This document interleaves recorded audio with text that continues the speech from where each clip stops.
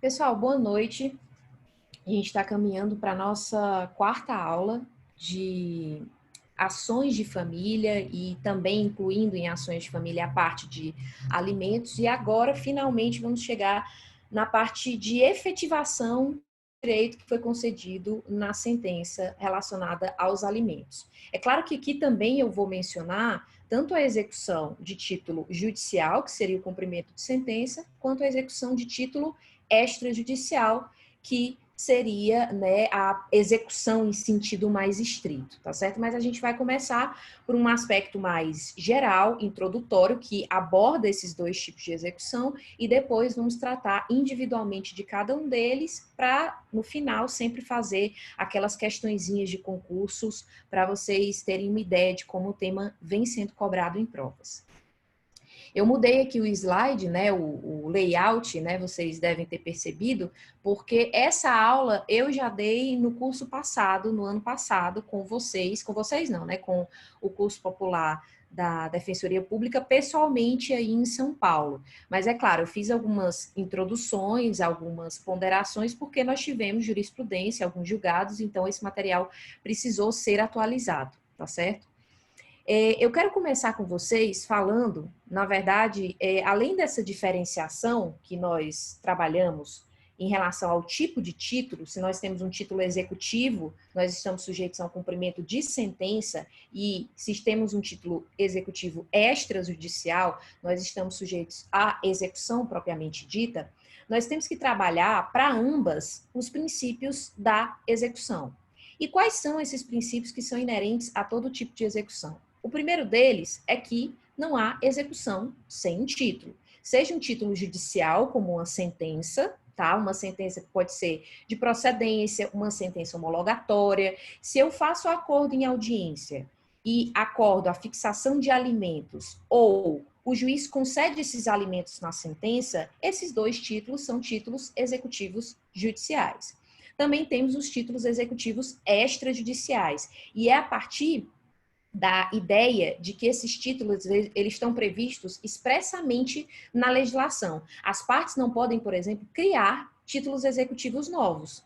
Então, por exemplo, um título executivo extrajudicial seria um contrato assinado por duas testemunhas, e que pode fixar, inclusive, essa verba alimentar, pode ser um ato referendado pelos advogados ou pela Defensoria Pública, também fixando esses alimentos, mas o fato é que não há título sem previsão legal. As partes não poderiam, por exemplo, utilizar o negócio jurídico do artigo 190 do CPC para criar um título, porque o título necessariamente tem que ter previsão legal.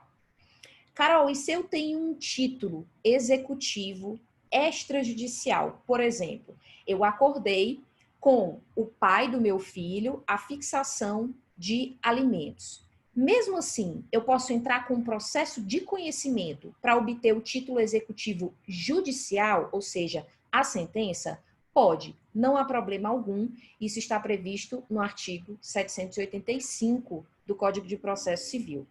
É claro que não faz muita lógica uma pessoa que já tem um título executivo extrajudicial, que pode promover um processo de execução em que o devedor vai ser citado para pagar, ao invés de adentrar num processo de conhecimento em que a citação será para audiência, ainda vai ocorrer a defesa, audiência de instrução, alegações finais, e aí ser proferida a sentença. Não parece algo muito eficaz, porém não há vedação. Então, se eventualmente essa questão for cobrada em provas, o juiz não poderia indeferir a petição inicial de uma pessoa que, embora tenha um título executivo extrajudicial, queira ajuizar a ação de conhecimento para obter o título judicial, o juiz não poderia indeferir sob o argumento de que não há interesse de agir.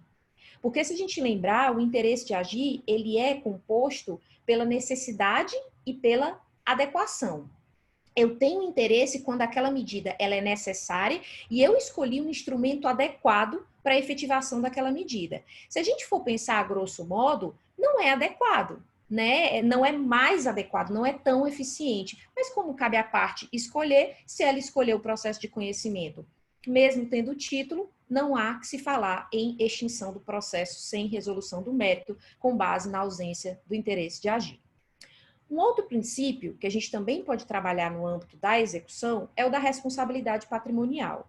Como regra, todos os atos executórios, eles têm que incidir sobre o patrimônio do devedor, com exceção, a gente verá lá na frente, dos alimentos sob o rito da prisão civil, que de fato, né, há uma constrição não patrimonial, mas uma restrição da liberdade como uma medida mais efetiva para se buscar o pagamento da verba alimentar, que tem natureza essencial, fundamental, emergencial, por isso a ressalva, a responsabilização de caráter patrimonial.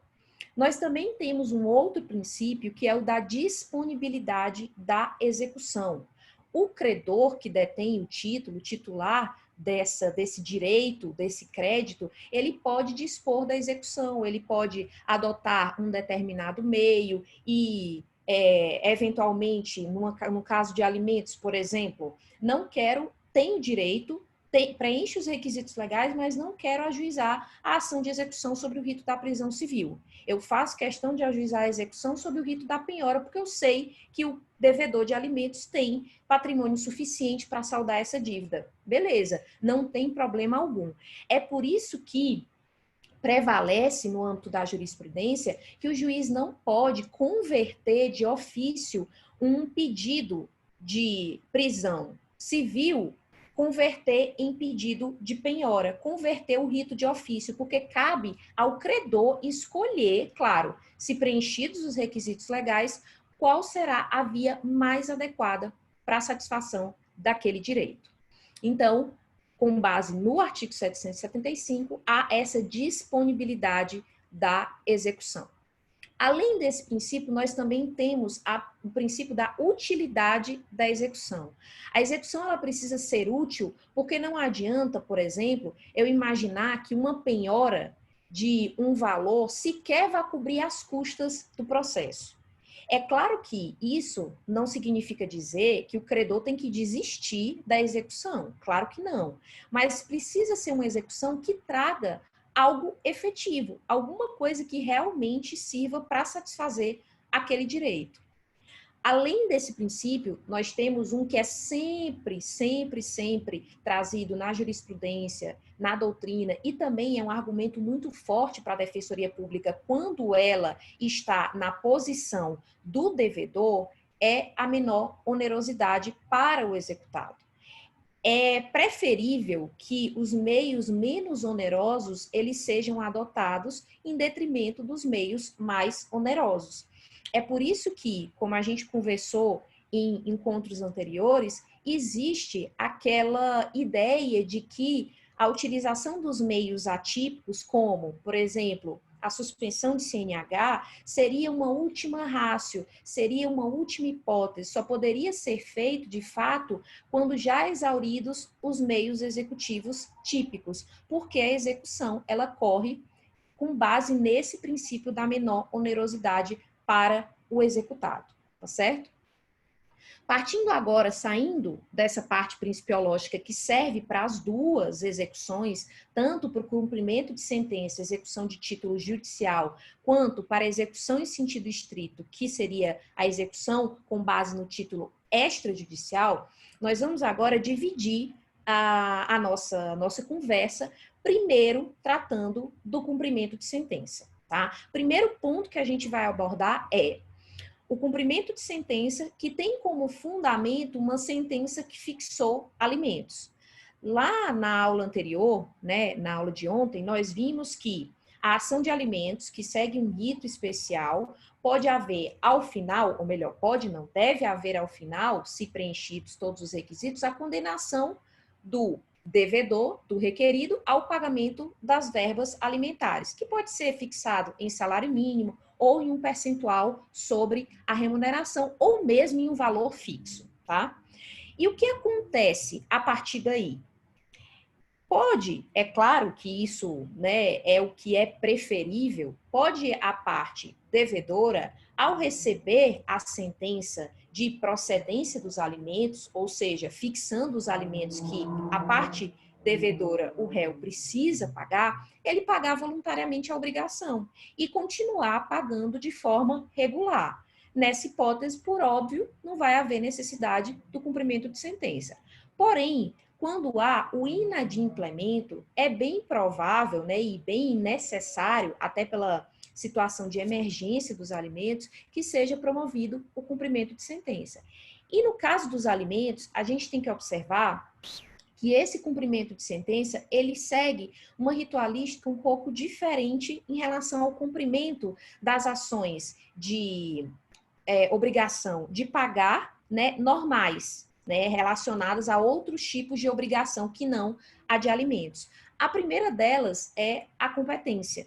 Nós temos um regramento por cumprimento de sentença no artigo 516 que estabelece que esse cumprimento ele será efetuado perante o tribunal nas causas de competência originária, que não é o nosso exemplo aqui, no juízo que decidiu a causa em primeiro grau de jurisdição. Então, por exemplo, se eu entrei com ação de alimentos na terceira vara de família de Brasília, o juiz que vai ser competente para o cumprimento dessa sentença será esse juízo da terceira vara de família de Brasília. Ou o juízo cível competente quando se tratar de sentença penal condenatória, que aí eu nem vou ler porque não é o nosso exemplo. Parágrafo único do 516. Nas hipóteses dos incisos 2 e 3, o exequente ainda poderá optar pelo juízo do domicílio do executado, pelo juízo do local onde se encontrem bens sujeitos à execução ou pelo juízo do local onde deva ser satisfeita a obrigação. Então, vamos imaginar a seguinte hipótese. A ação de conhecimento de alimentos, ela tramitou perante a terceira vara de família de Brasília. Porém, verificou-se que o executado se mudou durante o curso do processo e que é muito mais fácil procurá-lo na nova comarca, considerando que ele tem bens naquele local, ainda que seja em outro estado, né? Por exemplo, né, em São Paulo, em Fortaleza, enfim. É possível que se ajuize o cumprimento de sentença naquele local. Também é possível, imagine que o devedor está em Fortaleza agora, porém ele tem bens em São Paulo e o processo de conhecimento tramitou em Brasília. Eu posso também ajuizar o cumprimento de sentença em São Paulo. Não tem problema algum, eu tenho essas três opções. E no caso de alimentos, eu ainda tenho uma quarta opção, que seria o foro do atual domicílio do credor. Ou seja, daquele menor, né, no nosso exemplo, que está pleiteando o cumprimento da sentença dos alimentos que foi fixado para que o genitor ou a genitora suprisse as suas necessidades. Então, o foro ele é mais amplo justamente para dar essa possibilidade de efetivação a esse direito fundamental, que é o direito à obtenção dos alimentos. Como isso vem sendo trabalhado no âmbito da jurisprudência? A jurisprudência, ela considera que essa possibilidade desses 4 foros já era, né, de se considerar mesmo antes da entrada em vigor do CPC de 2015. Então, eu trouxe um julgado para vocês de 2013, em que a ministra Nancy Andrighi já entendia, e o STJ de forma muito pacífica, que haveria a possibilidade desses 4 foros. E hoje a gente tem essa previsão expressa no artigo 528, parágrafo 9º do Código de Processo Civil. Então, ele diz claramente que aquelas hipóteses que a gente trabalhou anteriormente do 516, elas valem, mas também o exequente poderá promover o cumprimento de sentença ou da decisão que condena a prestação alimentícia no foro do seu domicílio. Agora, imagine que, nesse exemplo que eu citei, vamos imaginar 4 locais diferentes. É possível que, se eu promovo o cumprimento de sentença em um deles, eu altere a competência no curso do cumprimento de sentença? Se porventura descobrir que o devedor se mudou ou que o próprio credor dos alimentos mudou-se e não tem mais condições de, né, de fato, manusear aquele processo naquela localidade, poderia haver essa alteração com essas 4 opções de juízo né, de foro competente no curso do processo de cumprimento de sentença, o STJ entende que sim, que no caso de alimentos, eu trouxe aqui o julgado para vocês, um informativo bem recente do STJ, que é o 663, ele entende que o credor pode optar pela remessa ao foro de domicílio do executado, e aí vale do executado, ou mesmo dele, ou de onde se encontre bens, porque a gente tem aquelas 4 opções, mesmo após o início do cumprimento de sentença. Segundo o STJ, o dispositivo que permite a adoção dessa regra, ela tem o condão, na verdade, de dar maior efetividade a essa parte executória. Até porque não adianta eu ter uma sentença, né, e ter aquela ideia de que ganha, mas não leva. Então, para dar maior efetividade, é possível sim a utilização dessas 4 opções, ainda que no curso do processo, tá certo? Então, continuando, ultrapassando essa parte de competência e trazendo esses julgados, esse principalmente para vocês é muito importante, porque na prática ele vai ser muito útil e também, se vocês precisarem, por exemplo, fazendo uma prova de segunda fase, né, uma petição requerendo o cumprimento de sentença, observar essa multiplicidade de foros no que tange à competência para o cumprimento de sentença. Mas ultrapassando essa fase, ultrapassando a parte de competência, nós temos que trabalhar que no cumprimento de sentença, que é o que a gente está tratando a priori, nós temos 2 espécies de procedimentos.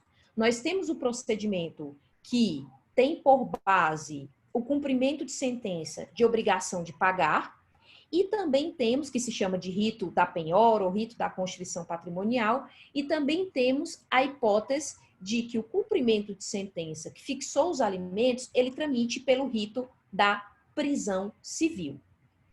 Carol, é possível cumular esses 2 ritos? Por exemplo, eu tenho prestações atuais que se sujeitam ao cumprimento de sentença pelo rito da prisão civil e tenho prestações antigas que podem sim subsidiar uma eventual penhora.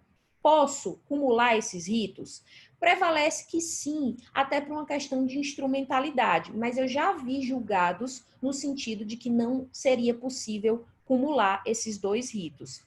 A Defensoria Pública que eu trabalhei, com quem, os defensores públicos com quem eu trabalhei, né, porque ficou parecendo que eu trabalhei na Defensoria, mas os defensores públicos com quem eu trabalhei, eles sempre pediam uma acumulação.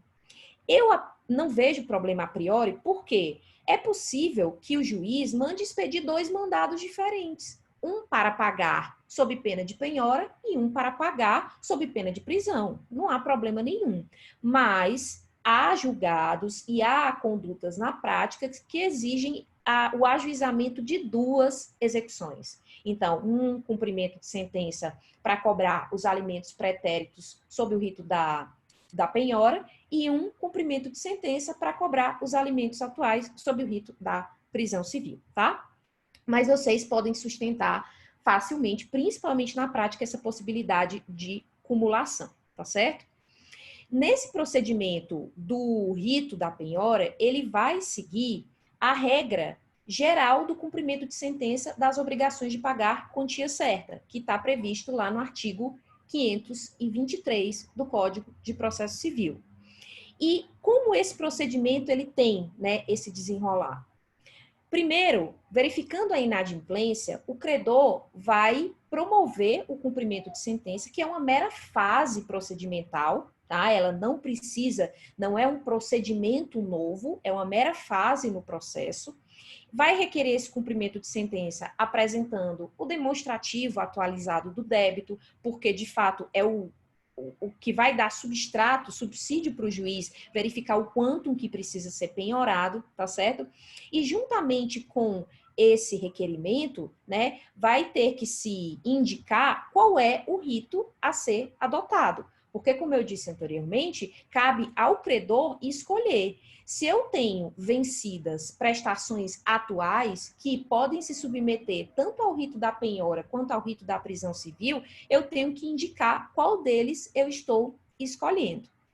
E aí, depois desse peticionamento, né, desse requerimento de cumprimento de sentença, o devedor vai ser intimado a pagar. Provavelmente, né, especialmente através do seu advogado, mas em se tratando de defensoria pública, prefere-se a intimação pessoal para pagamento em 15 dias. Esses 15 dias, eles são corridos ou eles são contados em dias úteis? É o primeiro questionamento que a gente precisa fazer. Eles são contados, segundo a jurisprudência atual, em dias úteis, tal como os prazos processuais previstos no artigo 219 do CPC de 2015. Existia uma certa divergência sobre a natureza desse prazo para pagamento. O ato de pagar é um prazo, né? Ou melhor, o ato de pagar é um ato de natureza material. Então, não haveria possibilidade, segundo uma parte da doutrina, segundo essa corrente que considera o pagamento como um ato de natureza material, a possibilidade de contagem em dias úteis. Porque o artigo 219 do CPC de 2015, ele é muito claro. Ele diz que serão contados em dias úteis apenas os prazos processuais. Porém, uma outra parte da doutrina considerou que esse prazo para pagamento, ele gera consequências processuais. Ele deflagra o prazo para a impugnação, ele gera o pagamento de multa, de honorários, então ele teria pelo menos uma natureza híbrida, razão pela qual deveríamos contar também em dias úteis. O que prevaleceu no STJ foi, felizmente, essa segunda corrente. E por que eu digo felizmente? Porque a impugnação ao cumprimento de sentença, que é a defesa do devedor nessas ações, ele é um prazo de natureza processual. Aí a gente não tem dúvida. Mas imagine se fosse considerado pela jurisprudência que o prazo para pagar é somente de natureza material e, portanto, deveria ser contado em dias corridos.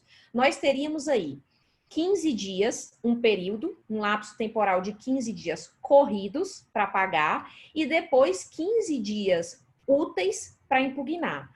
A contagem disso é extremamente complexa, tanto para a parte, quanto para o advogado, quanto para o defensor público. Então, não é razoável tratar de forma diferenciada esses prazos. É por isso que prevaleceu, e eu coloquei aí o RESP para vocês, 1708-348, prevaleceu a ideia de que essa intimação para pagamento em dias úteis conta-se, em 15 dias, conta-se em dias úteis na forma dos prazos do artigo 219 do CPC de 2015. E quais são as consequências após essa intimação? A primeira opção do devedor é se manter inadimplente. Ele recebe a intimação para pagamento e não paga. Nessa hipótese, vai incidir, né, um acréscimo de 10% a título de multa e mais 10% a título de honorários. Além dessa possibilidade, transcorrido o prazo para pagamento sem o efetivo pagamento, é possível que haja o protesto da decisão. Com esse protesto, o nome do devedor, ele vai ser levado à negativação. O nome dele vai ficar sujo, né? Então, isso também é uma forma atípica de... na verdade, é típica porque tá previsto no código, mas é uma forma executória indireta de forçar o cumprimento da obrigação. E além da hipótese de multa, honorários e o protesto da decisão, o juiz já estaria livre, a partir desse inadimplemento, para a realização dos atos de penhora, observando sempre que possível a ordem prevista no Código de Processo Civil, que prioritariamente em dinheiro e depois, na sequência, os demais bens, como bens imóveis, como bens móveis, veículos, tá certo? A gente vai tratar disso um pouquinho mais lá na frente, quando também abordarmos a questão da impenhorabilidade. Se ele não paga, né? Acontece, temos essas consequências aqui. Mas se optar por pagar voluntariamente a obrigação, não incide, é claro, essa multa de 10% e nem os honorários. E aí, nesse caso, nessa hipótese, haverá a extinção do processo de execução. Mas vamos voltar para a primeira opção. Não pagou, se tornou inadimplente, transcorreu o prazo de 15 dias. A partir de quando ele poderá impugnar? Esse prazo da impugnação, ele deve correr logo após o prazo para pagamento, sem a necessidade de nova intimação. Mas aqui a gente precisa estabelecer fazer uma certa ponderação. Se o mandado de intimação para pagar não constar que, transcorrido o prazo para pagamento de 15 dias, o devedor tem mais 15 para impugnar, ou seja, ele vai ter um lapso aí temporal de 30 dias úteis, se não constar isso no mandado, de fato, ele vai ter que ser intimado novamente para impugnar. Então, tudo vai ter que estar nesse mandado inicial para pagamento e também para apresentar a impugnação. Assim como a orientação para contestar, lá nos juizados que a gente trabalhou. Tem que indicar que a contestação precisa ser apresentada naquela audiência una, a não ser que se faça uma audiência de conciliação e depois uma audiência de instrução. Mas tem que ter essa indicação. Se não tiver, é claro que haverá uma intimação. Mas se tiver essa indicação de pagar em 15 dias e, transcorrido o prazo, não havendo pagamento, poderá, também nos 15 dias seguintes, impugnar, deve haver a impugnação, independentemente de nova intimação. Essa impugnação, segundo o enunciado, só achar aqui para vocês que tem a ver com a Defensoria Pública, esse prazo para pagamento, ele deve, melhor dizendo, ser contado para o assistido da Defensoria Pública em dobro, tá? Ou melhor, o prazo para impugnação, desculpa. Esses 15 dias que se contam em dias úteis, deve ser contado em dobro para o assistido da Defensoria Pública, tá certo? Se trata aqui do enunciado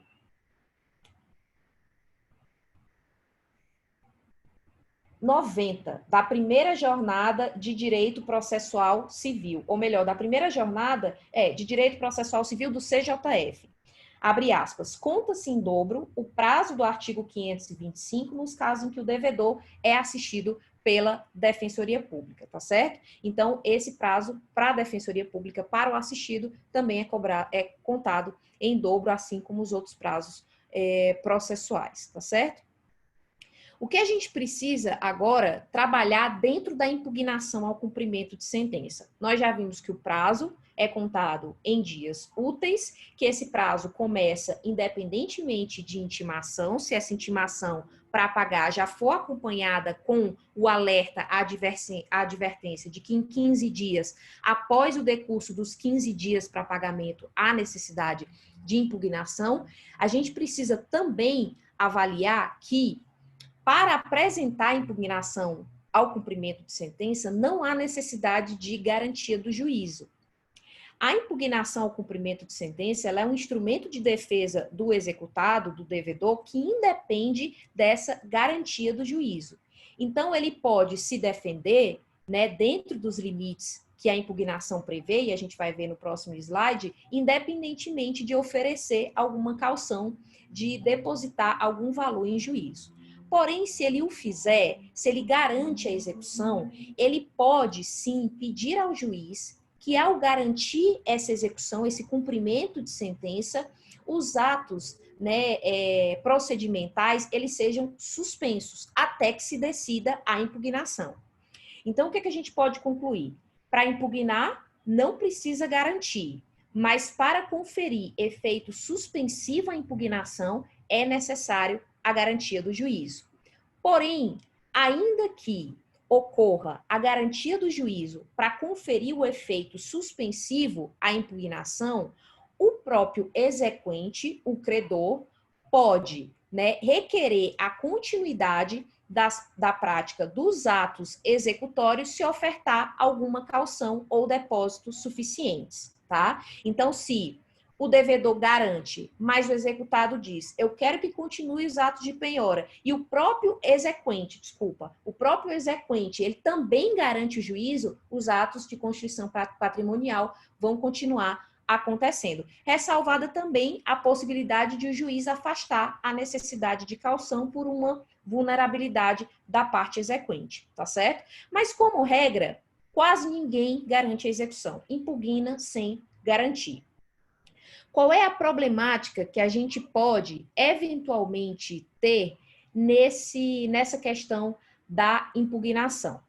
Lembrem-se que aqui, só voltar alguns slides, eu coloquei aqui para vocês que a primeira opção do credor pode ser pagar ou uma segunda opção, se tornar inadimplente. Caso ele permaneça após a intimação inadimplente, quais serão as consequências? Acréscimo de multa, de honorários, possibilidade de protesto e de penhora. Mas imagine que ele apresentou um depósito em juízo, tá certo? E ele indicou que iria impugnar, ou seja, ele garantiu o juízo para conferir efeito suspensivo à impugnação aos atos executórios. Essa multa e esses honorários poderão incidir? E aí a gente precisa fazer uma diferença. E isso eu trouxe a partir do entendimento também muito recente do STJ, no informativo 663. O que que o STJ disse nesse informativo? Que para incidir a multa do artigo 523, parágrafo 1º, que é essa multa aqui, dessa primeira opção que eu estou mostrando para vocês, para incidir essa multa, é preciso a efetiva resistência do executado ao cumprimento de sentença.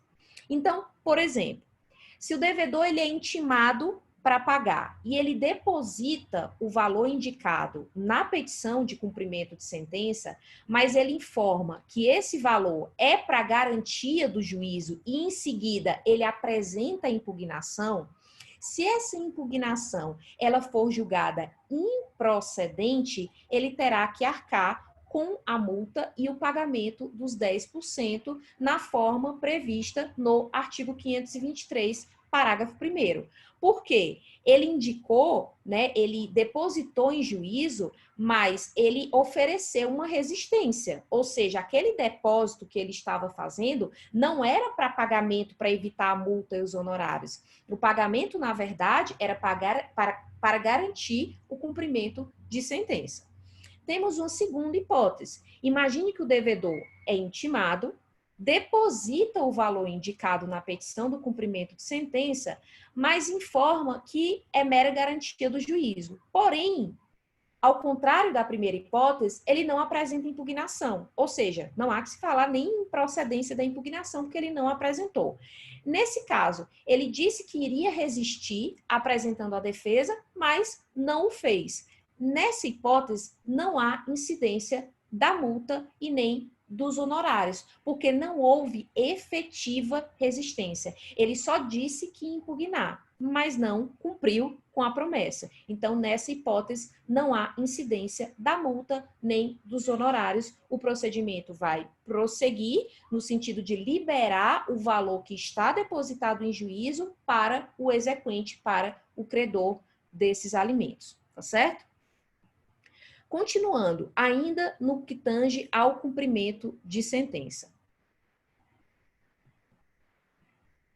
O cumprimento de sentença, pessoal, ele exige, né, como eu mencionei para vocês, a impugnação por parte do devedor através da impugnação ao cumprimento de sentença, que é o nome da defesa, né, que se dá a essa hipótese prevista nesse procedimento, nessa etapa procedimental.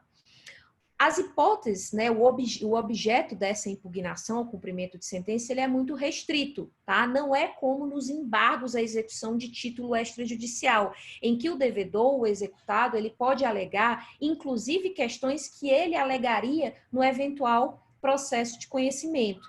Nessa hipótese, como nós já passamos por toda uma fase de conhecimento, tanto que gerou uma sentença, um título executivo judicial, nós não temos como abrir demais as hipóteses de impugnação. Então, esse rol de objeto da impugnação, né, o que pode vir a ser alegado na impugnação ao cumprimento de sentença, ele é muito restrito.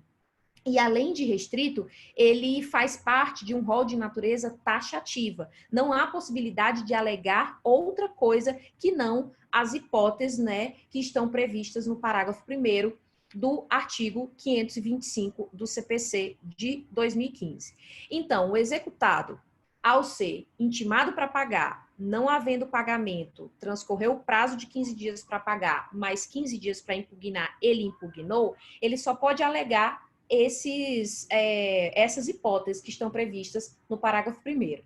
A falta de nulidade, a falta ou nulidade de citação, se na fase de conhecimento o processo ocorreu a revelia, e a ausência de nulidade, ou melhor, a ausência de citação, ela é um prazo, um vício, desculpa, transrescisório. Você pode, inclusive, após o decurso do trânsito em julgado da última decisão proferida no processo, ainda ajuizar a chamada querela nullitatis, porque é um vício tão grave, que ele transcende o prazo da ação rescisória, mas pode ser alegado aqui na impugnação ao cumprimento de sentença. A ilegitimidade da parte, a inexequibilidade do título ou inexigibilidade da obrigação, uma penhora incorreta ou uma avaliação errônea, excesso de execução ou cumulação indevida de execução, incompetência absoluta ou relativa do juízo da execução ou qualquer causa modificativa ou extintiva da obrigação, como pagamento, novação, compensação, transação ou prescrição, desde que após a sentença. Só fazendo um parêntese aqui, porque nós já vimos na aula anterior que não é possível a compensação de alimentos pagos em pecúnia com alimentos in natura em regra. Mas vimos também que, em casos excepcionais, para evitar o enriquecimento sem causa, o STJ vem admitindo essa possibilidade de compensação, tá certo? O que nós precisamos também trabalhar dentro da impugnação ao cumprimento de sentença, dentro desse rol de hipóteses arguíveis em sede de cumprimento de sentença. Nós precisamos trabalhar especificamente, e isso vem caindo bastante em provas, a hipótese de inexigibilidade do título.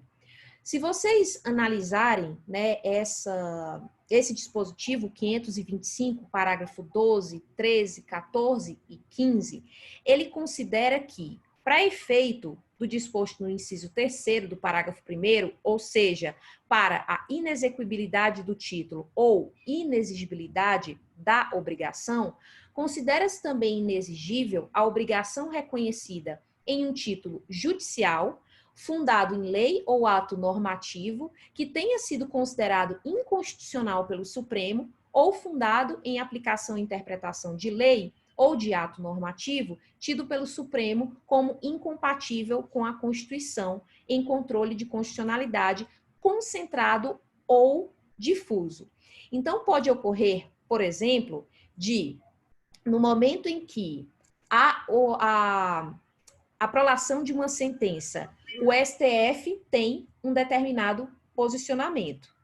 E após a prolação dessa sentença e antes do trânsito em julgado, né, porque pode haver o cumprimento provisório, o STF muda de posicionamento e torna aquele título executivo judicial, aquela sentença, com uma inconstitucionalidade superveniente. Porque, na verdade, não pode nem utilizar a inconstitucionalidade superveniente, porque para os constitucionalistas ela nem existe. Mas é só para que vocês entendam que é uma coisa julgada inconstitucional, tá certo? É uma sentença inconstitucional, porque no momento em que ela foi proferida, havia sim, né, talvez até uma discussão no âmbito da jurisprudência, porém, após a prolação daquela sentença que constituiu aquele título, o STF considerou que aquela matéria, aquele direito que está ventilado naquela decisão seria inconstitucional. Então, é importante observar isso, porque, principalmente,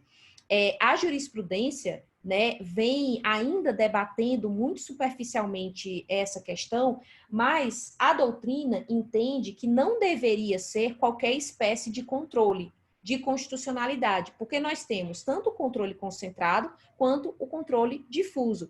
No controle concentrado, nós sabemos que a eficácia da decisão, de fato, ela é erga omnes, ela vale para todo mundo. Mas no controle difuso, que é um controle mais casuístico, não é da norma em sentido abstrato, nós podemos ter um efeito inter partes.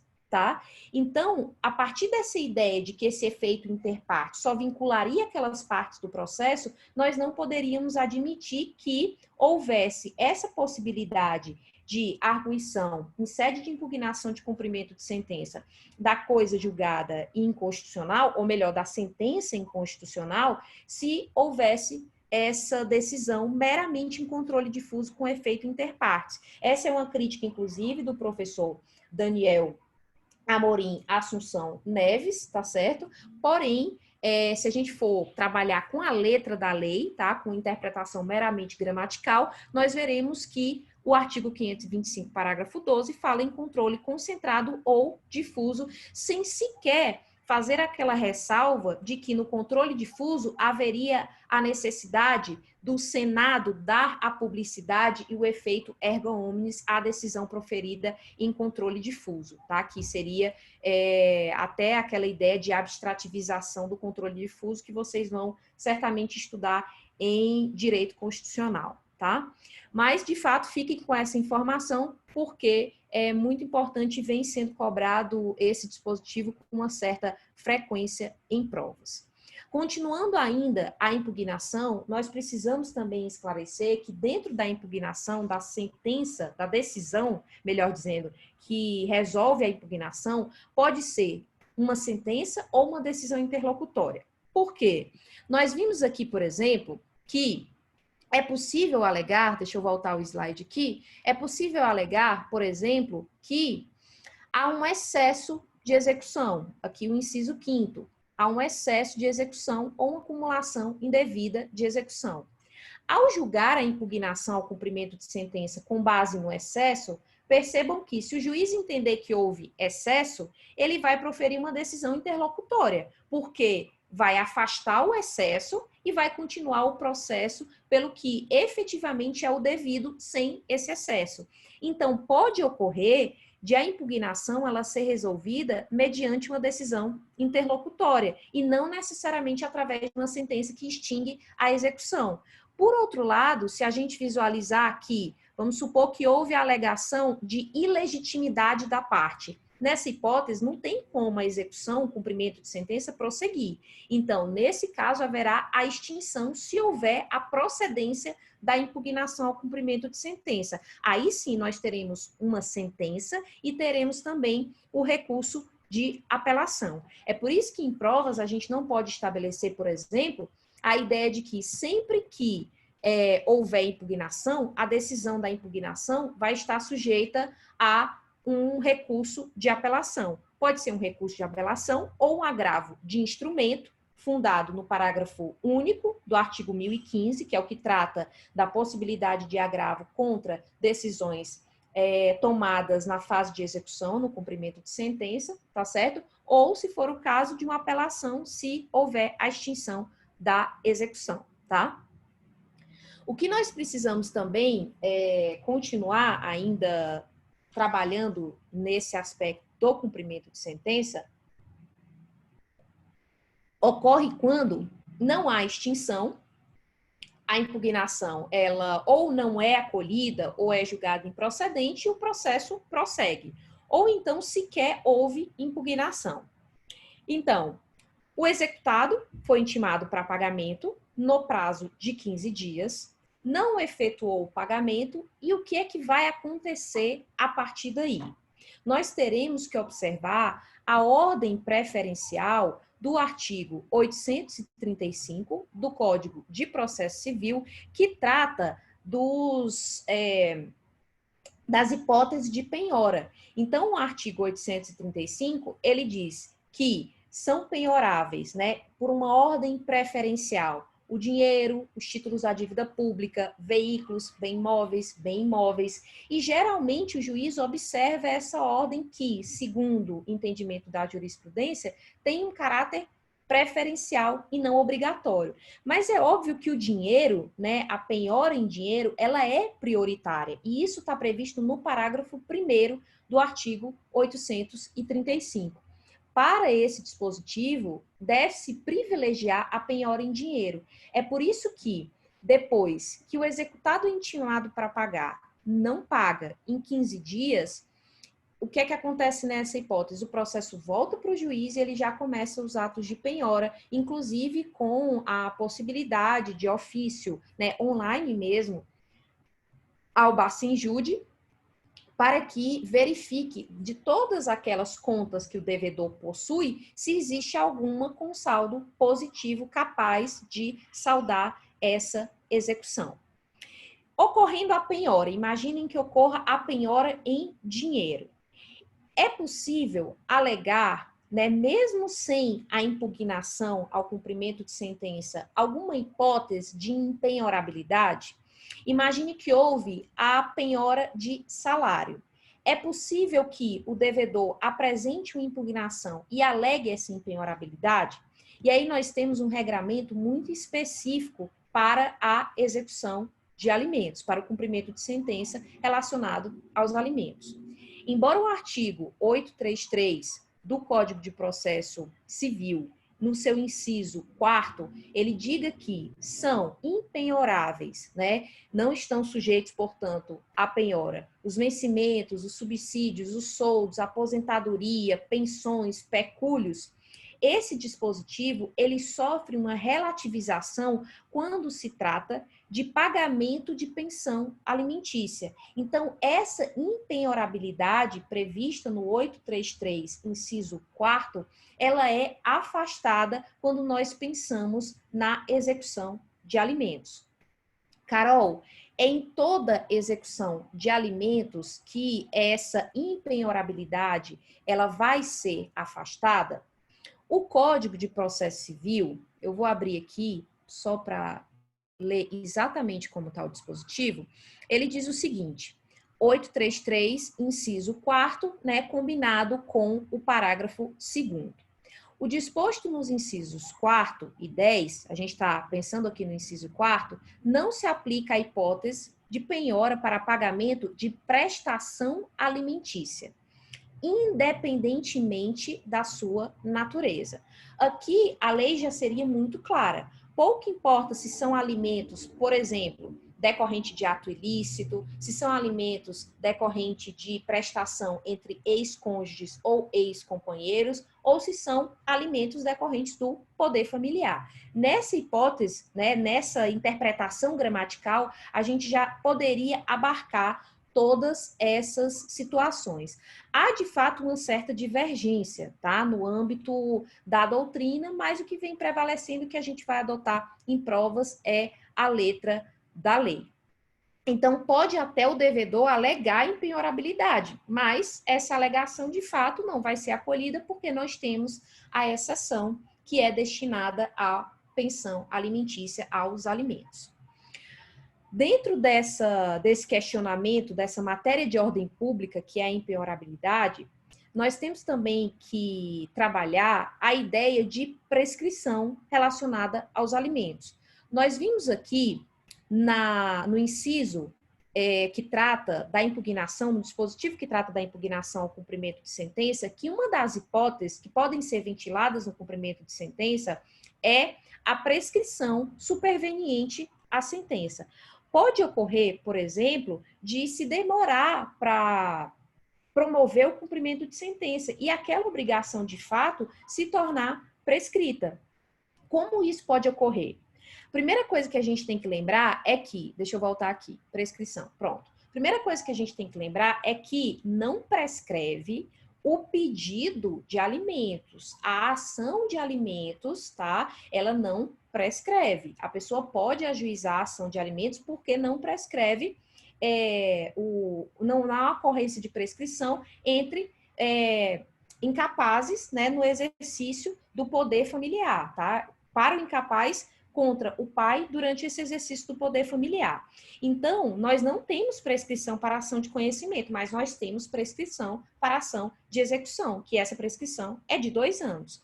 Então, se, por exemplo, eu tenho uma sentença proferida hoje, que transitou em julgado, tá? Fixou os alimentos e eu demoro para executar porque o devedor não pagou, né? Foi concedido aí um prazo para ele pagar, ele não pagou e eu não promovo esse cumprimento de sentença, tá? Eu não posso esperar 2, 3 anos para cobrar essas parcelas pretéritas, porque existe, de fato, um prazo prescricional que eu preciso observar. Então, ao transitar em julgado, ou mesmo no cumprimento provisório, né, se o devedor ele se tornar inadimplente, é prudente que o advogado, o defensor público, ele já promova o cumprimento de sentença, ainda que só tenha uma parcela vencida, tá certo? E a gente vai ver lá na frente que, inclusive, com uma só parcela, ainda é possível o procedimento através do rito da prisão civil, tá? Então, há prescrição, sim, para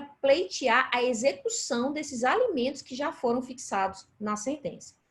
Uma outra prescrição que a gente precisa trabalhar, que a gente chegou a conversar aqui nos encontros, é a prescrição intercorrente, que ela só ocorre, na verdade, quando há uma desídia do exequente em apresentar bens penhoráveis, suscetíveis de penhora. Se o exequente, de fato, apresenta bens, né, tá toda hora de forma muito diligente, procurando veículos, né, propriedades em nome do executado, nessa hipótese, não há que se falar em prescrição intercorrente. Mas, se porventura, né, durante um ano, a prescrição, ou melhor, né, a execução, ela ficar parada, né, se decorrido esse prazo de um ano, sem que sejam localizados quaisquer bens do executado, ou que sejam encontrados bens penhoráveis, o juiz ordena o arquivamento provisório, fica suspenso, né, o curso do prazo prescricional durante esse período de um ano e, retomando esse período de um ano, a gente começa a contar o prazo da prescrição intercorrente, que vai ser esse mesmo prazo de 2 anos. Então, nós temos o prazo de 2 anos para promover o cumprimento da sentença e, se houver, claro, essa hipótese de não localização de bens do executado e paralisação do processo durante um ano, eu teria mais esses 2 anos de prescrição intercorrente, como aquele exercício que eu mandei para vocês até pelo WhatsApp também se aplicaria a essa hipótese, tá certo?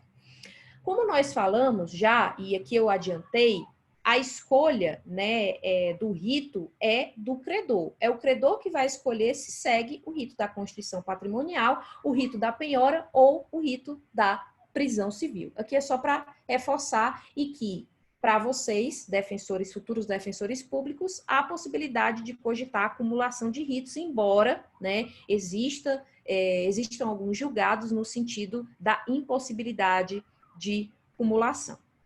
O que a gente vai fazer agora é trabalhar exclusivamente o rito da prisão civil. Nós já trabalhamos o rito da penhora, que foi esse rito que eu trabalhei com vocês, com prazo de 15 dias para impugnar, ou melhor, para pagar, e mais 15 dias para impugnar, com a possibilidade, inclusive, né, de que o valor da prestação alimentícia, ela incida sobre salários, porque não prevalece a regra da impenhorabilidade.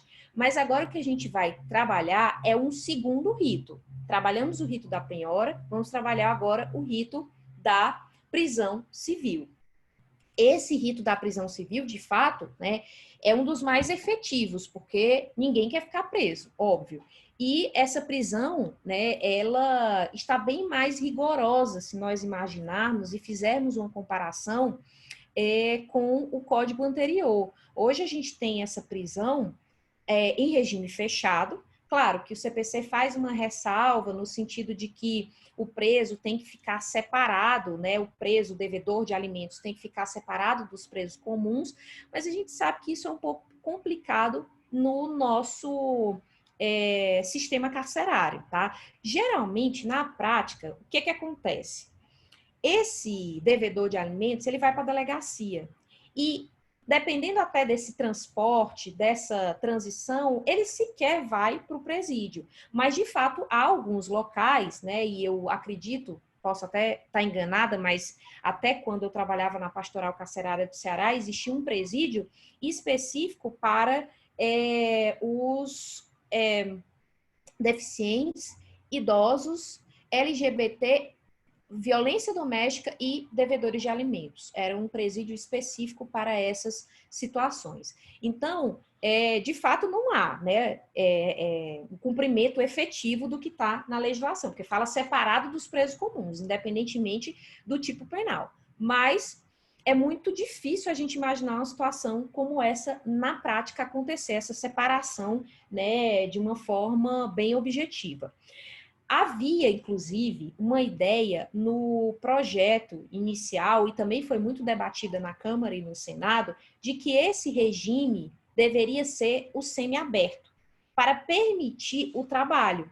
Porque se você imaginar a prisão em regime fechado, ela impediria, inclusive, daquele devedor de alimentos, ele continuar a trabalhar e pagar a sua obrigação. Mas não foi o que prevaleceu, apesar dessas discussões, dessas ideias.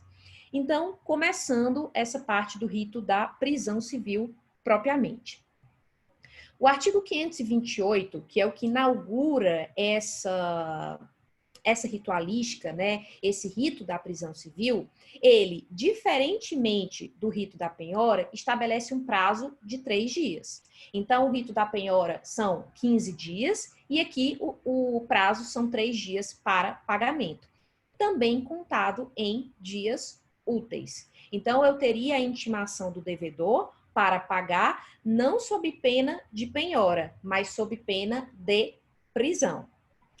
Eu posso ajuizar a execução de alimentos, o cumprimento de sentença relacionada aos alimentos em qualquer hipótese, eu tendo uma dívida antiga ou uma dívida recente? Não.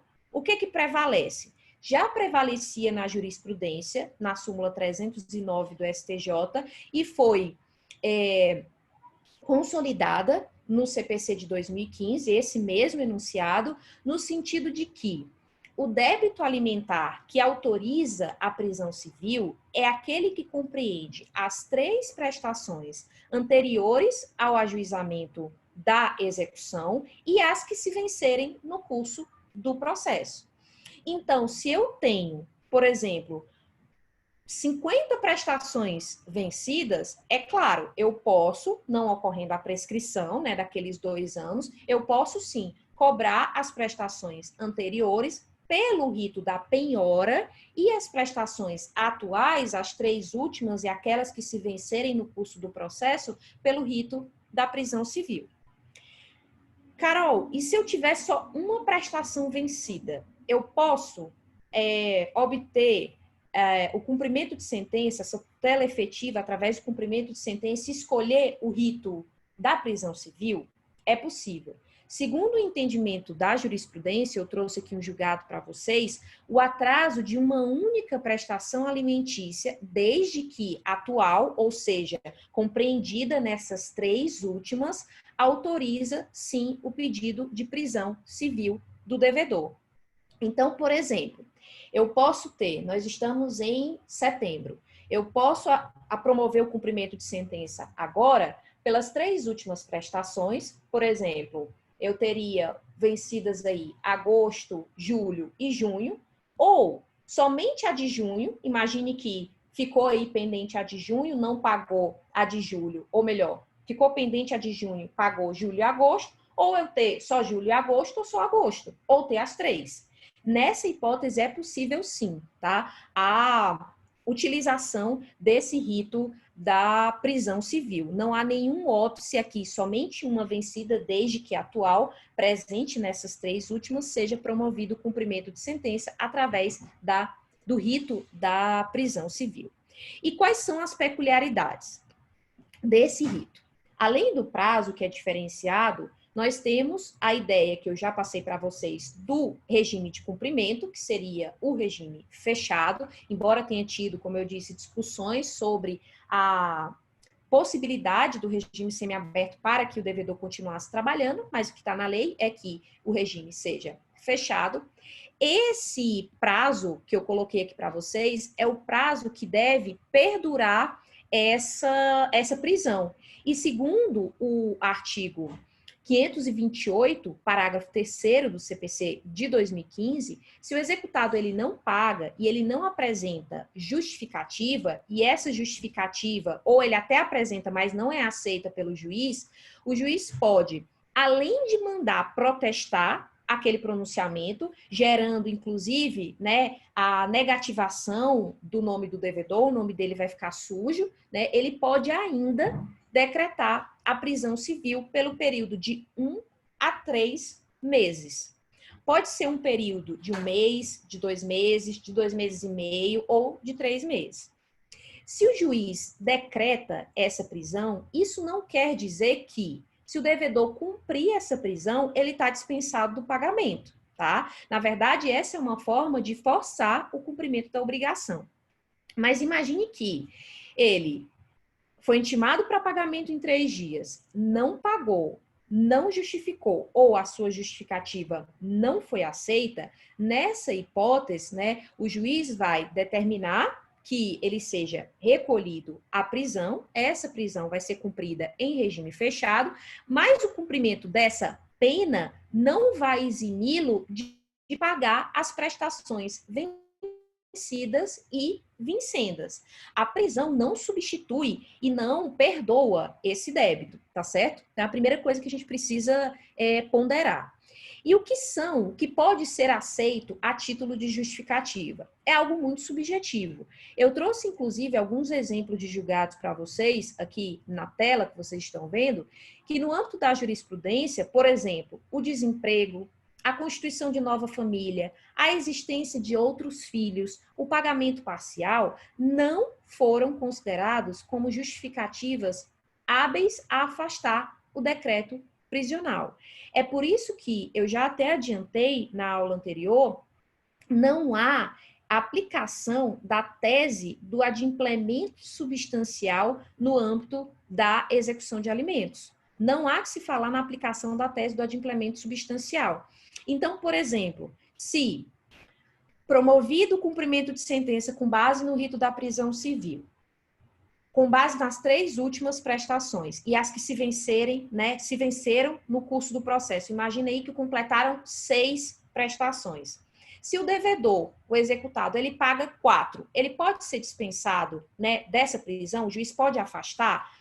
Por esse entendimento do STJ, não. Mas é claro que a análise tem que ser muito razoável. Tem que se verificar o valor da prestação, a justificativa que foi apresentada, as condições das partes, até porque, se a gente for imaginar num momento como esse, que a gente está vivendo agora de pandemia, praticamente está todo mundo, né, numa situação de vulnerabilidade financeira muito grande. Então, é necessário o juiz ponderar. Mas, de fato, essas hipóteses que eu trouxe para vocês no âmbito da jurisprudência não foram acolhidas como justificativa. Eu posso ter a renovação desse decreto prisional se não ocorrer o pagamento? Não posso. Daquelas mesmas parcelas, eu não posso. Mas de parcelas futuras e de uma nova inadimplência, sim. O que não pode ocorrer é, nesse exemplo, das 6 prestações vencidas, né? Imagine que não ocorreu o pagamento. A prisão não dispensa o pagamento, mas continuou o processo e mesmo assim, mesmo cumprindo o decreto prisional, não houve adimplemento dessas prestações. É possível um novo decreto com base nessas prestações? Não. Só é possível um novo decreto prisional com base numa nova inadimplência, de parcelas diferentes daquelas que foram inicialmente sujeitas a essa prisão, tá certo? A gente tem também uma outra discussão, já entrando aí num tema mais atual sobre a pandemia, que está relacionada à possibilidade de prisão domiciliar. Eu vou trocar aqui a tela para vocês verem e compartilhar com vocês um entendimento, um julgado, na verdade, do próprio STJ. Deixa eu só encontrar aqui. Eu não sei se vocês estão conseguindo ver, mas Tá certo? Data, a jurisprudência do Superior Tribunal de Justiça em tempos de pandemia. Pronto. Eu fiz uma seleção de alguns julgados, né, a partir de alguns temas relacionados à pandemia, tanto temas de direito civil quanto de direito tributário, direito penal, processo penal, mas o que interessa aqui para a gente é a prisão civil do devedor de alimentos. Antes da resolução do CNJ que orienta, né, que recomenda os juízes a adotarem a prisão domiciliar, existe uma certa divergência aqui no STJ, por conta da pandemia. Ou seja, a pandemia ela poderia gerar, né, poderia permitir que o devedor dos alimentos, ao invés de ficar preso em regime fechado com outros presos, sujeito, inclusive, né, a situação de vulnerabilidade por conta da Covid, poderia ser convertida essa prisão, digamos assim, em uma prisão domiciliar. Nesse informativo 671, que é esse primeiro que vocês estão vendo aqui, houve, né, a decisão semelhante à recomendação que está, né, que foi divulgada pelo CNJ, no sentido de que é possível sim, né, que essa prisão se dê em caráter domiciliar por conta do risco de contágio. Então, seria uma hipótese excepcional de prisão domiciliar dessa prisão civil do devedor de alimentos. Porém, eu trouxe uma outra decisão da terceira turma do STJ, bem recente, junho, 2020, em que ao invés de permitir a prisão domiciliar, na verdade, o ministro disse: eu vou suspender a ordem de prisão. Porém, assim que a pandemia cessar, ou que pelo menos as coisas voltarem, né, ao seu normal e que não tivermos um risco tão grande, poderá sim haver a prisão normal, né, a prisão prevista no 528 no regime fechado. Então, existem esses dois posicionamentos. A recomendação do CNJ, ela é uma recomendação, desculpa a redundância. Então, não há caráter vinculante. É importante que vocês tenham em mente esses dois posicionamentos aqui, até para se for questionado algo sobre pandemia, né, vocês tenham um conhecimento de que houve essas duas decisões. Elas não estão no material, mas se vocês quiserem, eu deixo até esses julgados aqui todos, né, porque eles têm acórdãos de natureza civil, acórdãos de natureza penal, e eu fiz essa pesquisa no começo de julho. É claro que tem outros julgados sobre a pandemia, mas esses aqui já seriam também de certa ajuda para vocês conseguirem visualizar como a pandemia influencia e irá influenciar também no direito, tá? Deixa eu voltar aqui a tela. Só me confirma se voltou? Beleza. Então, essa questão da prisão domiciliar é uma discussão, né, que vai ser ainda, talvez, prolongada, porque mesmo pós a pandemia, nós teremos uma situação econômica ainda muito difícil, então é possível que, mesmo cessando, até com a vacina, se ela vier, haja argumentos, né, no sentido de que deve-se ponderar essa situação financeira da maioria da população, muitos desempregados, para afastar essa prisão mais rigorosa no regime fechado, tá certo?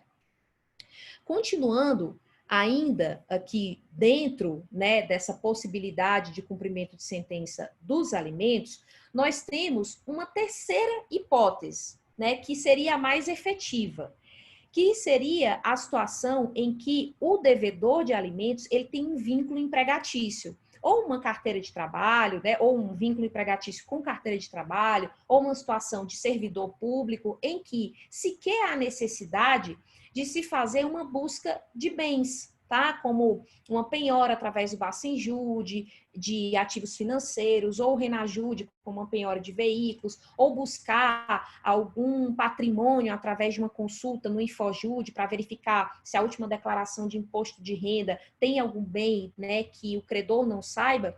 É possível, havendo essa ideia de vínculo laboral, que seja feito o desconto em folha. E esse desconto em folha é muito efetivo, porque ele é feito pelo empregador. Então, o empregado, que seria o devedor nessa hipótese, ele não recebe o valor integral do seu salário, ele já recebe com desconto.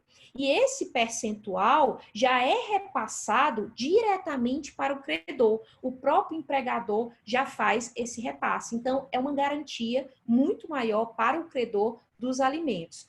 Ele também é muito efetivo porque a própria lei diz que se o empregador não fizer o desconto, ele incorre em crime de desobediência, tá? Então, por ter essa implicância, né, essa implicação, desculpa, é mais efetiva, é a possibilidade que mais é utilizada quando, claro, se tem esse vínculo laboral, tá certo? Agora, a gente vai começar, né, já trabalhamos a parte de cumprimento de sentença, tanto do rito da constrição patrimonial, da penhora, quanto do rito da prisão civil. O que a gente vai tratar agora é da execução de título extrajudicial.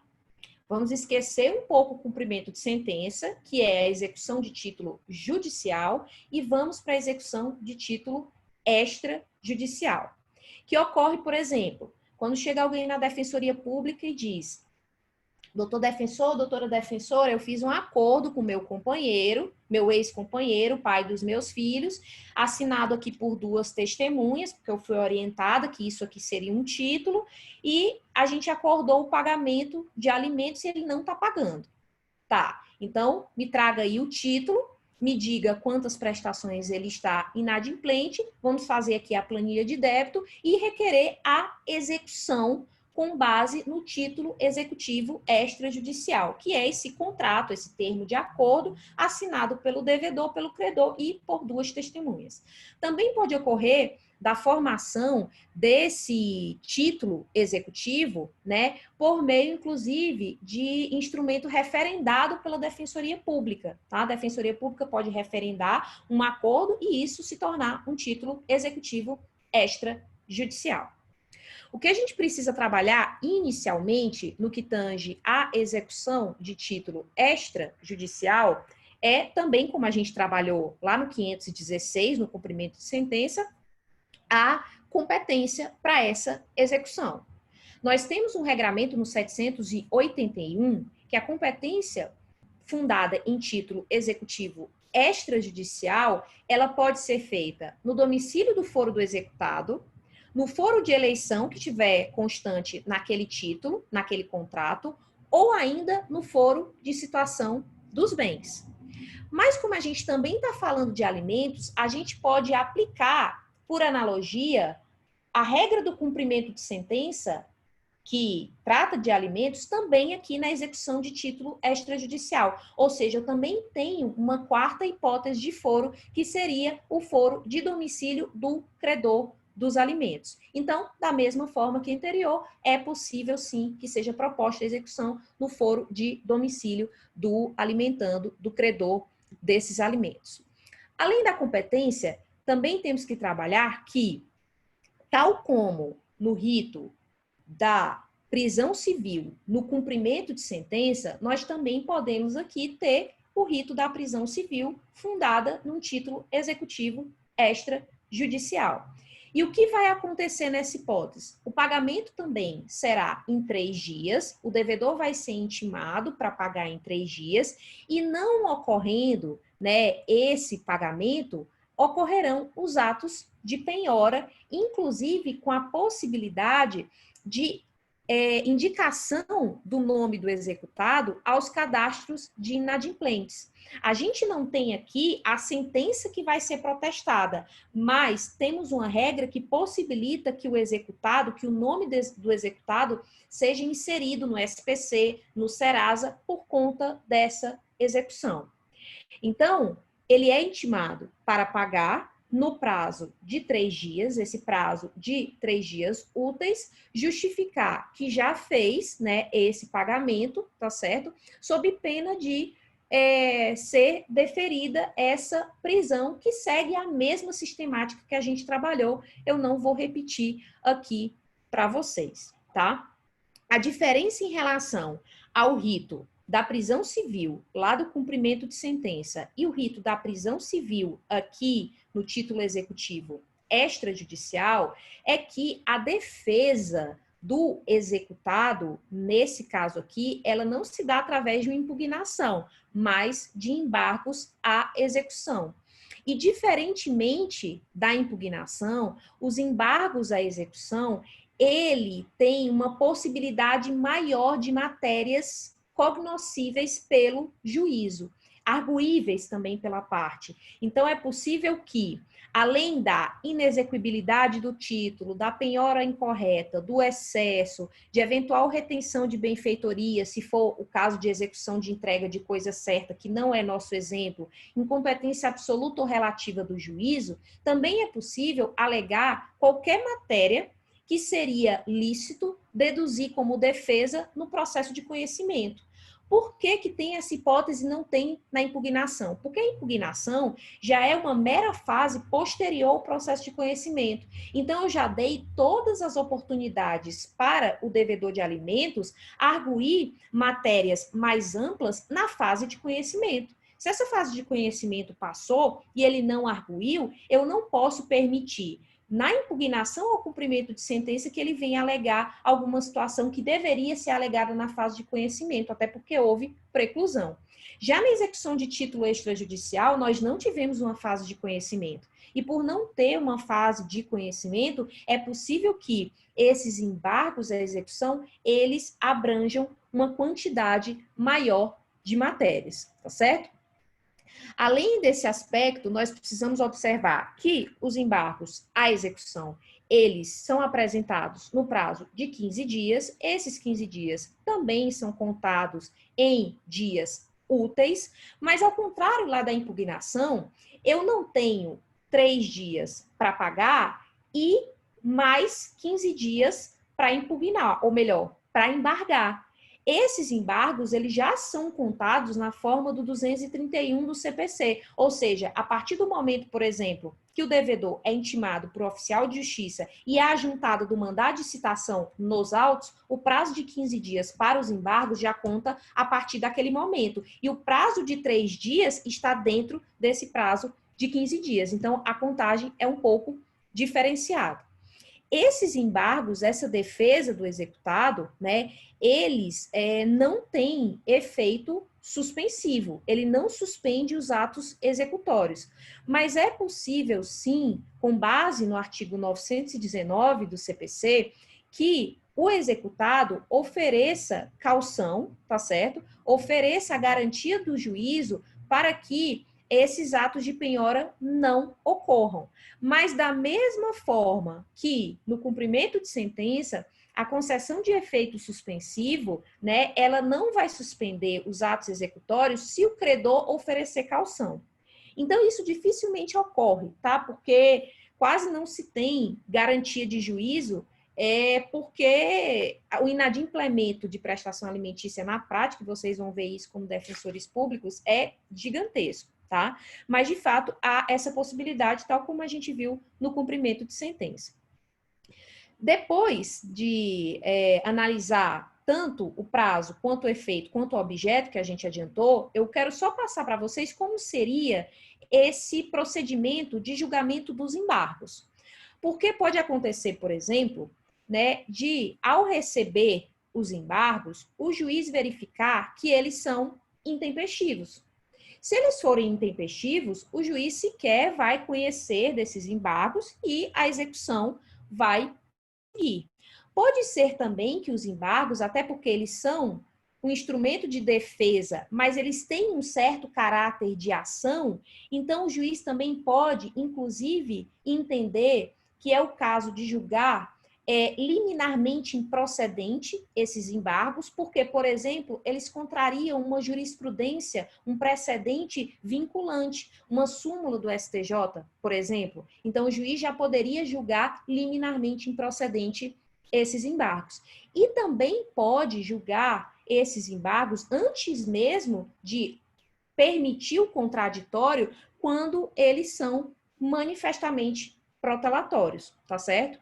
Mas se não ocorrer nenhuma dessas 3 hipóteses, não é o caso de improcedência liminar, não é o caso até de indeferimento desses embargos por ausência, né, de algum requisito, ou mesmo quando eles não são intempestivos, nessa hipótese o juiz recebe os embargos, ele vai intimar a parte contrária para apresentar, que seria o credor dos alimentos, para apresentar a sua resposta a esses embargos no prazo de 15 dias, e a partir daí o juiz, se entender, vai julgar imediatamente o pedido, se não houver necessidade de audiência, ou se entender que é o caso de audiência, porque a gente não teve audiência anteriormente, nós não tivemos um processo de conhecimento anteriormente. Então, o juiz pode sim designar audiência antes do julgamento dos embargos, se entender necessário. Se for designada essa audiência, após o encerramento, o juiz vai proferir a sentença, acolhendo, né, julgando procedente esses embargos ou não. Se julgar procedente, a depender da fundamentação, pode ocorrer, inclusive, a extinção da execução, tá certo?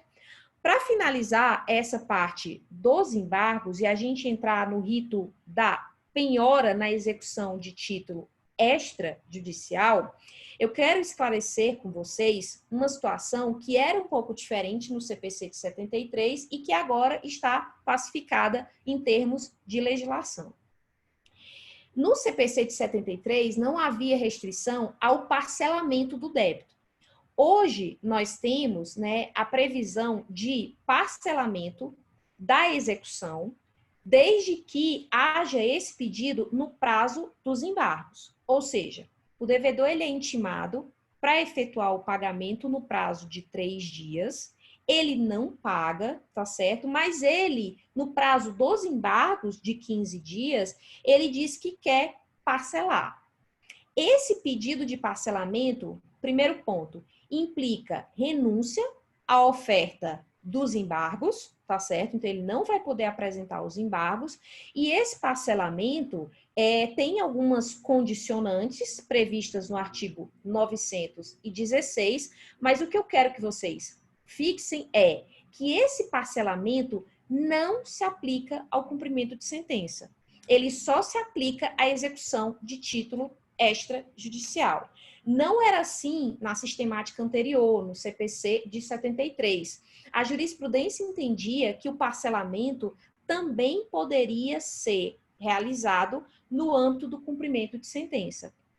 Hoje, a legislação é muito expressa. O artigo 916, parágrafo 7º, ele diz expressamente que o disposto nesse artigo não se aplica ao cumprimento de sentença.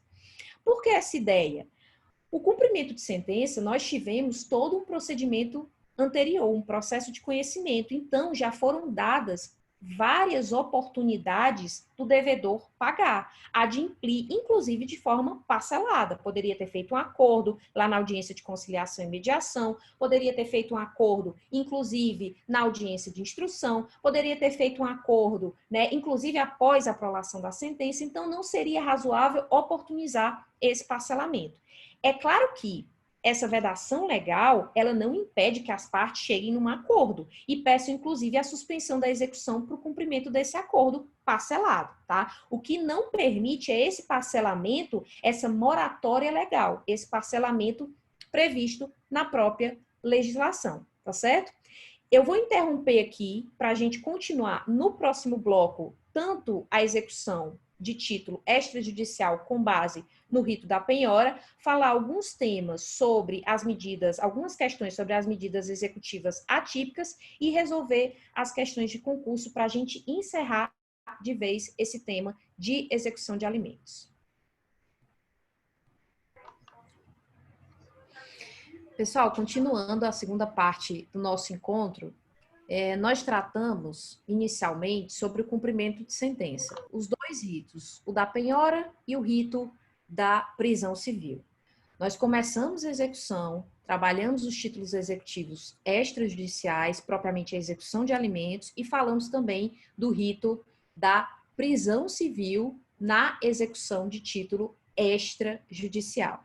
O que a gente vai tratar agora é do rito da penhora na execução de título extrajudicial. O rito da penhora, ele é muito semelhante com o rito do cumprimento de sentença de alimentos também sobre a penhora. A diferença está no prazo e na defesa. O prazo aqui também é de 3 dias, tal como é no cumprimento de sentença de alimentos sob o rito da prisão civil, como também na execução de título extrajudicial com base no rito da prisão civil. Então, o prazo aqui, ainda que se trate do rito da penhora, é de 3 dias úteis para pagamento sob pena de penhora. Aqui, diferentemente do que ocorre no cumprimento de sentença, o valor dos honorários, ele é fixado inicialmente, porque nós não tivemos uma ação de conhecimento anterior.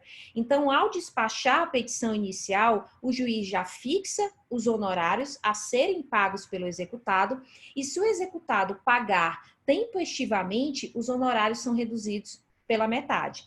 Caso ele não pague, nós já poderemos dar início aos atos de constrição patrimonial.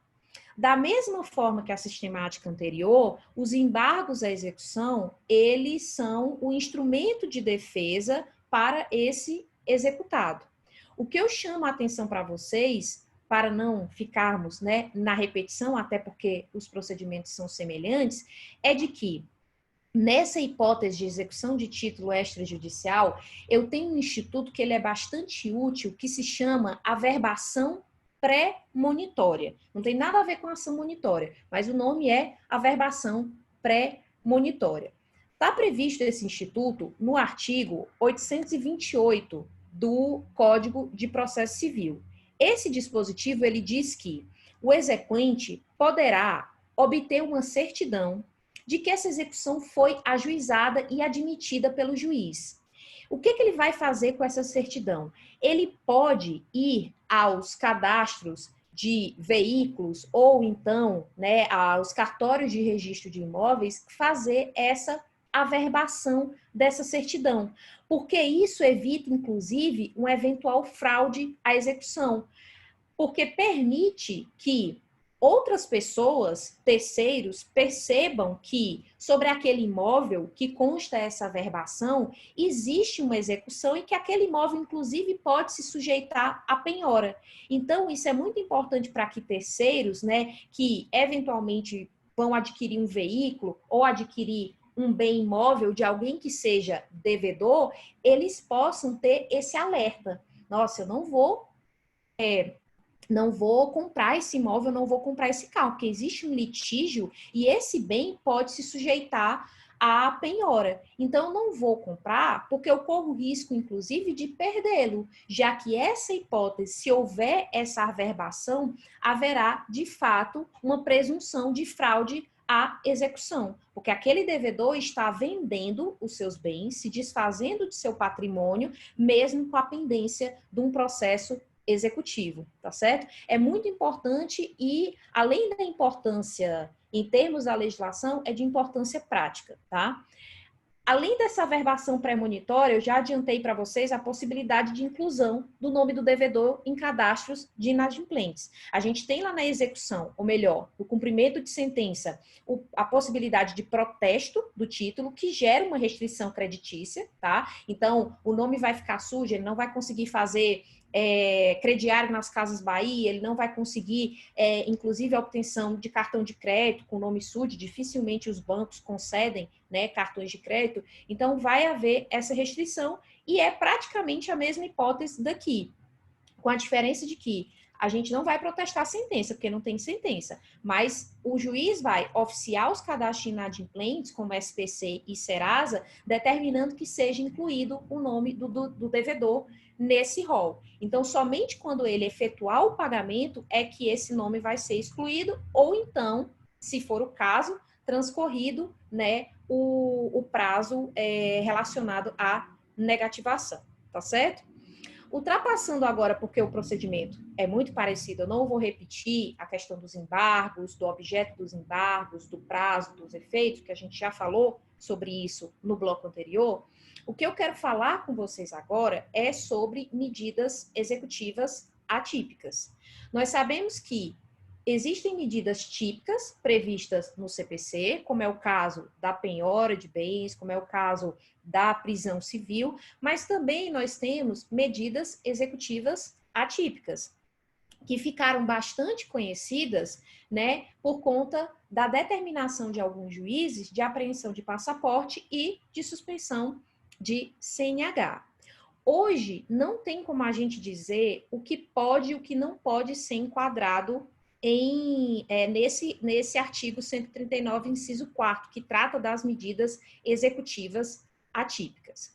A gente não tem porque o STJ já chegou a admitir a apreensão de passaporte, também já chegou a considerar que ela não seria válida, o STF já chegou a considerar que ela não seria válida, já chegou a considerar que ela seria válida no caso que eu já mencionei do Ronaldinho Gaúcho, em que a ministra Rosa Weber entendeu que ele deveria, né, pagar uma multa a título de dano ambiental, e o não pagamento dessa multa gerou essa restrição, né, com a apreensão do passaporte. Isso foi possível. Mais recentemente, eu estou tentando aqui achar para vocês, que eu fiz o print da tela, mais recentemente, aqui, nós tivemos uma decisão, eu mencionei para vocês, mas eu acho que eu não falei no vídeo, tá? Mas falei no intervalo ontem.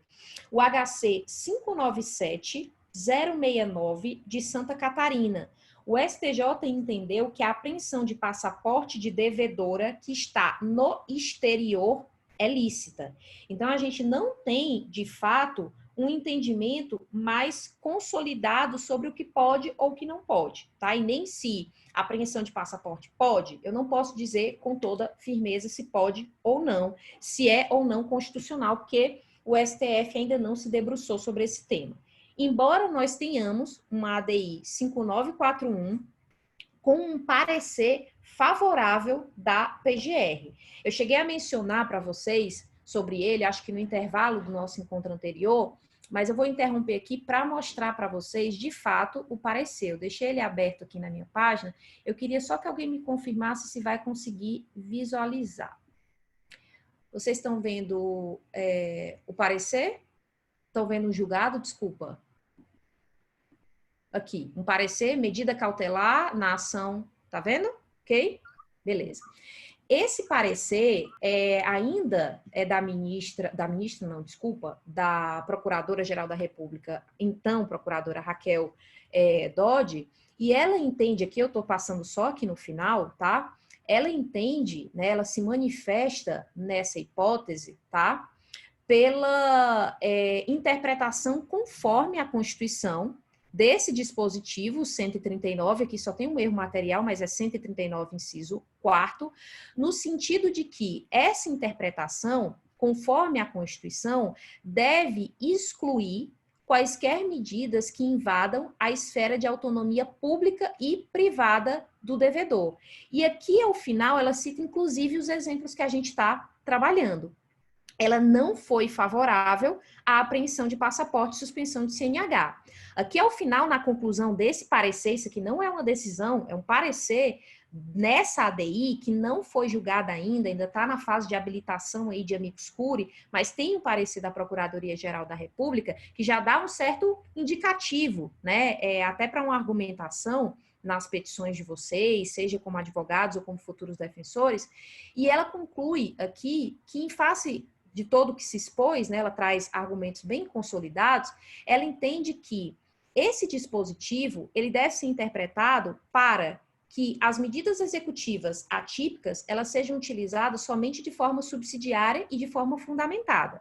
E ela diz o seguinte: excluídas as que importem restrição de liberdade individual, como, por exemplo, apreensão de carteira nacional de habilitação, passaporte, suspensão do direito de dirigir, proibição de participação em certames e licitações públicas, tá? Então, guardem esse parecer, porque ele pode ser de grande utilidade para vocês, tanto na prática, quanto, eventualmente, se for trabalhar sobre esse dispositivo numa questão discursiva, mostra que vocês conhecem o andamento dessa ação declaratória de inconstitucionalidade. Tá certo? Deixa eu voltar aqui para a minha tela.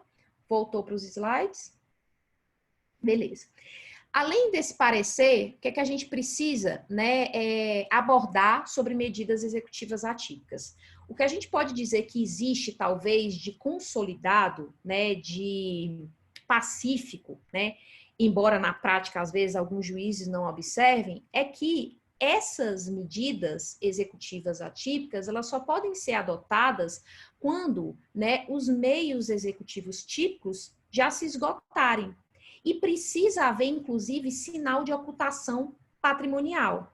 É o que decidiu o STJ, sua terceira turma, nesse julgado que eu colacionei aqui para vocês. Precisa haver uma fundamentação idônea e a indicação de ocultação patrimonial. Se não há ocultação patrimonial, é necessário o escoamento desses meios típicos para que eu possa utilizar os meios atípicos. O julgado sobre meios atípicos e essa subsidiariedade está previsto aqui. Eu trouxe só a título de exemplo, tem vários outros que falam dessa subsidiariedade, é o RHC 97876, de agosto de 2018, mas tem outros, inclusive, atuais, dizendo que só pode ser adotada essa providência do 139, inciso 4º, quando houver ineficácia dos meios executivos típicos, tá certo? Então, não poderia ser utilizado como uma primeira providência por parte do órgão julgador. É preciso observar essa questão da subsidiariedade.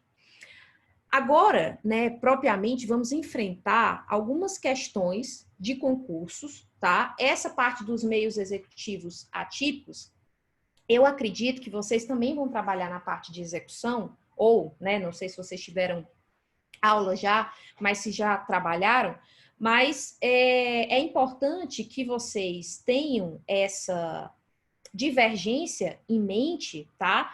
Mas dificilmente eu acho que cairia numa questão objetiva, pode ou não pode apreensão de passaporte, porque há divergência. O que talvez caísse, pode cair, é essa ideia da subsidiariedade, tá certo? Vocês têm alguma dúvida em relação ao procedimento? Eu posso já passar para as questões. Posso já passar? Quem cala consente, né? Pode. Eu quero resolver com vocês só 3 questões de concursos para a gente conseguir consolidar toda essa sistemática da execução de alimentos. A gente trabalhou o processo de conhecimento, trabalhou o processo executivo, não temos tanto tempo aqui para dizer quais são os atos de penhora, falar de leilão, porque isso certamente vocês vão trabalhar na parte de execução comum com a professora ou o professor de Direito Processual Civil, tá? Mas, de toda forma, são dispositivos que se aplicam também aqui na execução de alimentos, tá certo? Então, vamos começar aqui com uma primeira questão da Defensoria Pública de Rondônia, 2017, Banca VUNESP. Considerando o cumprimento de sentença que condene ao pagamento de prestação alimentícia, assinale a alternativa correta. Letra A. O cumprimento da decisão se dará no domicílio do devedor, caso haja pedido de prisão do executado. Isso está equivocado. Como a gente viu no 516 do Código de Processo Civil, ele estabelece algumas regras de competência. E no âmbito das ações de alimento, só voltando aqui para lembrar, no âmbito das ações de alimento, nós vimos que ainda há um foro complementar. Além das hipóteses previstas no 516, nós também temos a hipótese específica do 528, que permite que o cumprimento de sentença ele seja proposto no atual domicílio do exequente, tá? Então, não é obrigatório que haja essa promoção do cumprimento de sentença no domicílio do devedor, se houver pedido de prisão. Letra B. A pena de prisão somente está autorizada para o cumprimento dos alimentos definitivos e é o que compreende até as 3 prestações anteriores ao ajuizamento da execução. Nós temos 2 erros aqui. Primeiro, a pena de prisão, ela está autorizada tanto no cumprimento definitivo quanto no cumprimento provisório. Então, se, por exemplo, eu tenho a hipótese de fixação de alimentos com base numa tutela provisória, né? Uma tutela provisória de urgência antecipada e o devedor é intimado para pagamento desse valor fixado em sede de tutela de urgência e não paga, eu posso, inclusive, requerer o cumprimento provisório com um pedido de prisão civil. Não há nenhum impedimento para isso. E o segundo equívoco está nessa incompletude da parte final. Aqui diz que compreende até as 3 prestações anteriores ao ajuizamento da execução e as que se vencerem no curso do processo. Então, está equivocado. Letra C. O cumprimento de pena de prisão exime o executado do pagamento das prestações vencidas, desde que se refira às 3 últimas anteriores ao julgamento. Não exime. Como eu mencionei para vocês, a prisão, ela não é um perdão da dívida. Ela, na verdade, é uma forma de efetivar esse pagamento da dívida. Porém, se o devedor, ele cumpre a prisão, cumpre essa pena, né? Eu estou falando aqui entre aspas, pena, né? Porque deveria ser utilizado só em termos de direito penal, mas o próprio CPC fala em pena, cumprida a pena, não extingue essa obrigação não cessa, tá certo? Então, está equivocada a letra C. Letra D. A decisão não poderá ser protestada se houver a decretação da prisão. Nada impede que, além do protesto, seja efetivada a prisão. O protesto, ou mesmo a negativação do nome do devedor na execução de título extrajudicial, ele é um plus.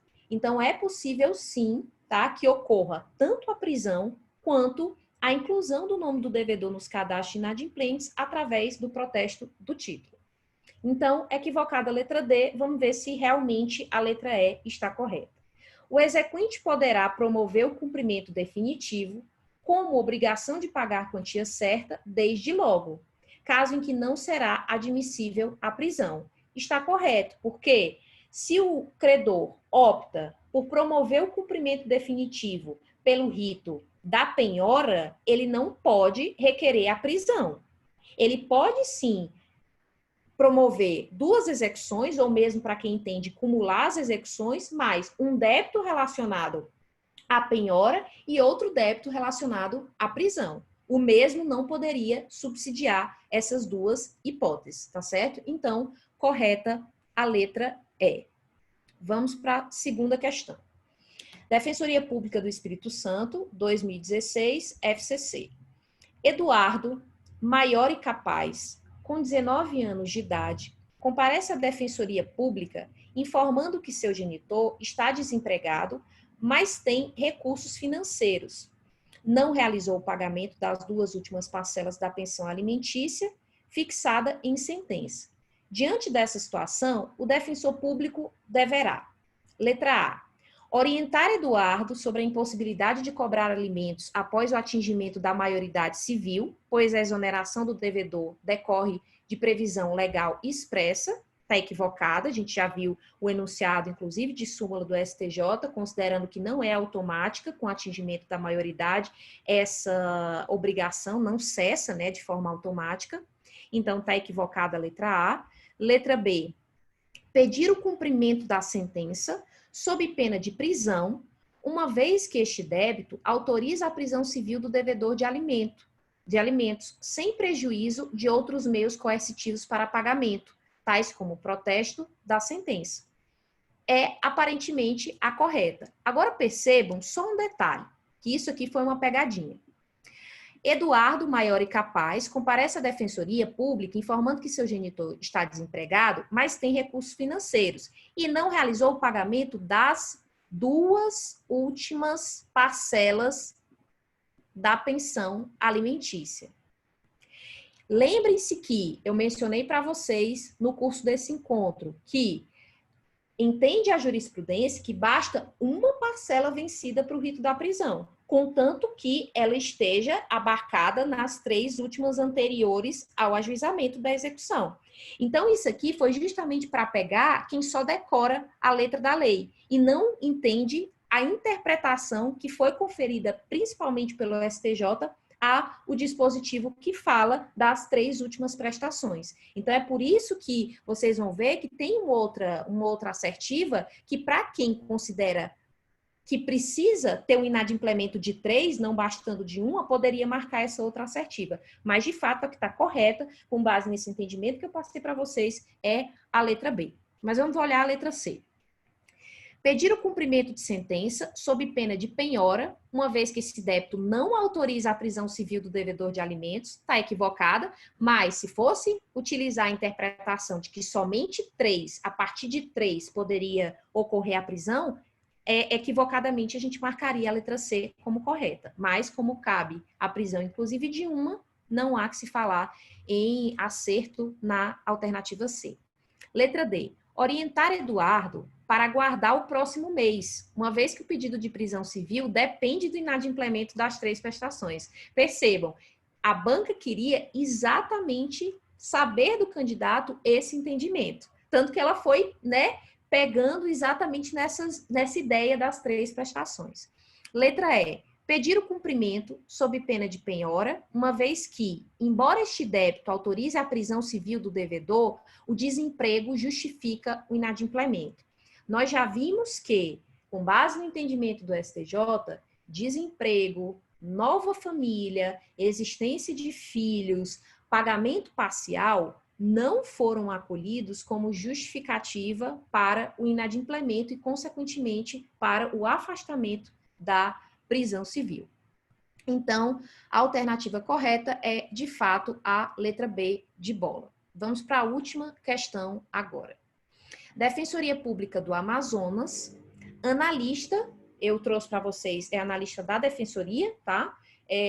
Mas que tem também o mesmo nível de dificuldade. Na verdade, para ser bem sincero, eu estou achando algumas provas, não especificamente essa que eu não olhei toda, mas existem provas de analista que estão tão difíceis quanto provas para magistratura, para o MP e para a Defensoria Pública, tá? Então, Defensoria Pública, analista FCC 2018. A respeito da execução de alimentos, é correto afirmar. Letra A. O débito alimentar que autoriza a decretação da prisão civil do alimentante é o que compreende até as 3 prestações anteriores ao ajuizamento da execução e as que se vencerem no curso do processo. Aparentemente, é a resposta correta, mas vamos analisar. Nunca marquem, tá? Nunca marquem sempre a primeira. Principalmente que a gente tem uma mania de esquecer que o enunciado às vezes pede a incorreta. E a gente olha, a primeira é correta, é essa, e esqueceu que era incorreta. Então, sempre é bom analisar todas as questões, ainda que a gente tenha certeza. Letra B. O cumprimento integral da prisão civil exime o executado do pagamento das prestações que a ensejaram. Já vimos que não. Letra C. No cumprimento de sentença que condene o pagamento de prestação alimentícia ou de decisão interlocutória que fixe alimentos, o juiz, de ofício ou a requerimento do exequente, mandará intimar o executado pessoalmente para, em 5 dias, pagar o débito, provar que o fez ou justificar a impossibilidade de fazê-lo. Há 2 erros aqui. O primeiro, o juiz não pode de ofício, precisa de requerimento. E o segundo, em relação ao prazo. Nós vimos que ou é um prazo de 3 dias para pagar sob pena de prisão civil, ou se adotarmos o rito da penhora no cumprimento de sentença, seria o prazo de 15 dias. Então, está equivocado, utilizou 5, os dois, essas 2 hipóteses não estariam abarcadas por essa letra C. Então, letra D. Se o executado for funcionário público, não poderá o juiz, em nenhuma hipótese, atender ao requerimento do exequente para que se realize o desconto em folha de pagamento da importância da prestação alimentícia. Nós já vimos que é um instrumento muito efetivo, que é possível, sim, determinar esse desconto, inclusive das prestações vencidas, contanto que não ultrapasse 50% dos rendimentos do devedor, do executado. É um pouco diferente porque, não sei se vocês se recordam, mas aquela ideia da consignação em pagamento, do empréstimo consignado, existe uma legislação que limita a margem de consignação em 30%.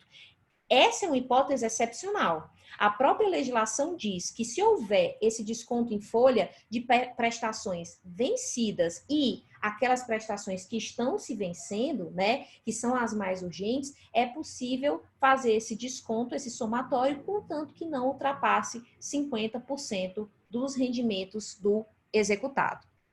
Letra E. Letra E, isso. Então, letra D é equivocada, letra E, a última. Cabe a impetração de HC contra decisão que decreta a prisão civil. Não cabe, tá? Aqui, pessoal. Só corrigir aqui para vocês. Não cabe. Eu que copiei a questão errada. Não cabe a impetração de habeas corpus contra a decisão que decreta a prisão civil do devedor de alimentos por ausência de previsão legal de recurso para acatá-la, tá certo?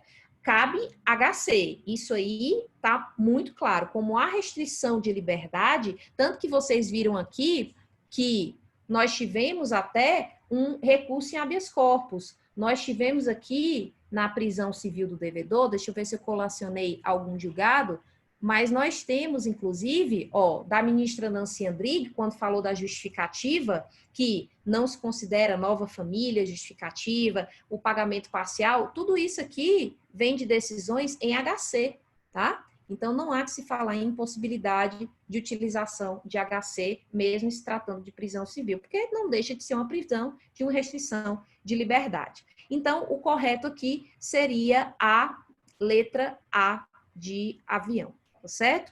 Eu finalizo aqui a parte de execução e cumprimento de sentença, especificamente relacionada à obrigação de alimentos. Não tratamos de outro tipo de obrigação, nem obrigação de fazer, de não fazer, de pagar a quantia certa que não seja de alimentos ou de entregar a coisa certa. Tudo isso, certamente, vocês vão trabalhar com a professora ou professor de processo civil no âmbito da execução.